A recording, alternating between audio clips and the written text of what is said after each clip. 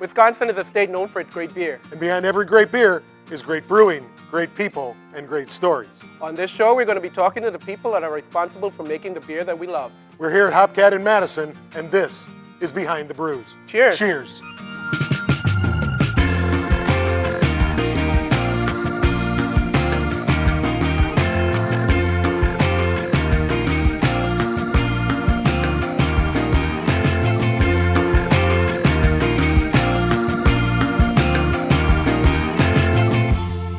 Hi, I'm Mark Alfred, and I'm here with Fred Swanson. We're here at Sprecher Brewing Company, and we're about to go and meet Randy Sprecher and learn a little bit about the history and some of the great tasting beer that makes this brewery what it is today. So let's go. So Randy, what do you think has been the storyline behind Sprecher's success for all these years? Well, gosh, it takes a lot for people to start seeking out something new and different and spend their money on something they haven't had before. So Midwesterners don't exactly do that like you do in New York or San Francisco. You know, today's world, there's not a lot of brand loyalty, but with my root beer soda, it's just tremendous. I mean, I hear little kids going, "Oh, this is soda, but we do brew it," you know. But that's not Sprecher's. I went the right root beer. So actually, root beer has funded everything, although we've done quite well with all products over the years. There's still people who come here and they go, "Oh, I didn't know you made beer." You know, after 34 years, they still think that's just a soda plant and maybe some other things going on here. Then they find out, oh, these good beers are here.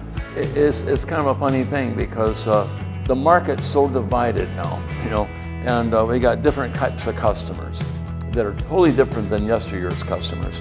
And so it makes a real challenge, you know, to keep marketing to the new groups. What are the technical concerns with running both a soda plant and a beer plant at the same time? Well, you make sure you do a very good cleaning in between switching things around.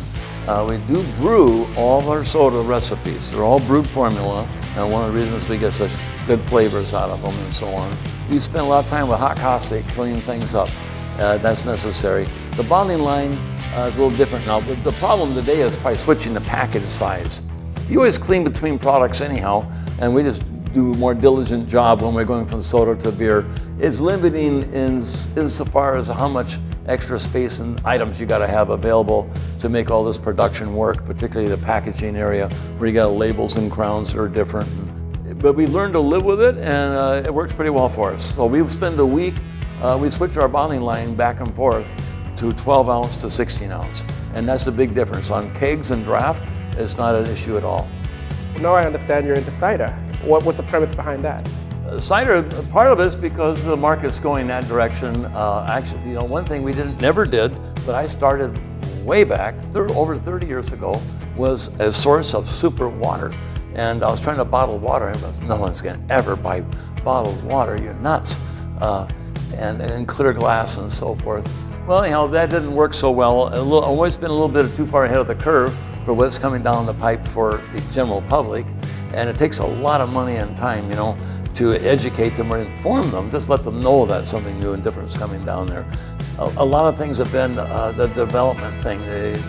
We love to create new stuff, and then I'm all about trying to dial it in and get it so it's really on the beam, has all the aspects of the head condition, the color, the clarity, the aromas, and so forth, and then pass that to our people so in a way that they can reproduce it. And well, Craig Burge, of course, our brewer, he's in charge of all that today, and it just does a marvelous job for us. You've been around for 34 years. There's obviously been some successes, tons of successes. What would you point to that you might do differently now in hindsight? This market requires so much time to inform people that something new and different's out there. We're gonna have to go on the billboards and other things for probably at least 6 months. None of this flash in the pan thing. I hope everybody got the message.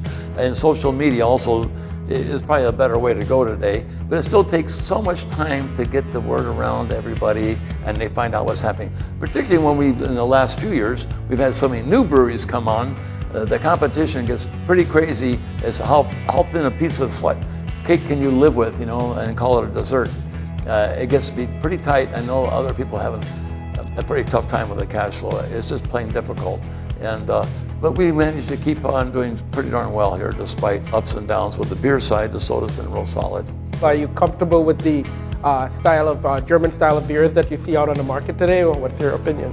Well, I only buy certain ones. I'm real pleased by how it's worked out. I think you can tell when you go to German Fest, which we've been doing for years, so we sell them quite a pile of beer, and they're pretty happy with the beers down there too. Overall, we've been darn happy. My Black Bavarian's the oldest recipe I've been making for over 46 years, and it's won the World Cup gold. And the World Cup of beer is one of the highest honors you can get in brewing. So I think after a bunch of years in the business, whether you are brewing beer, you're making wine, or you're an engineer, people think they know a lot about your story. What doesn't anybody know about Randy Sprecher? What's a story that doesn't usually get told? I think people think I'm from Wisconsin, and there's some Sprechers that are over off the Wisconsin River. But actually, I'm from Eugene, Oregon, and so I'm Oregonian, and then raised in Southern California at the beach. My father, after the Air Force, flew for United Airlines until he retired. And so maybe people aren't really keen on that fact. And they go, well, you got a house back in California. What are you doing back there? I go, well, I'm a beach kid. My first degree, again, was physical oceanography. And I went to school for almost forever. I did a lot of other work as well. Randy, thanks so much for having us out today and telling stories and having a beer with us. We really appreciate it. Yep, my pleasure. Just spend more time with more stories.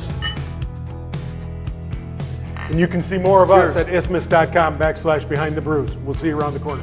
Cheers. Cheers.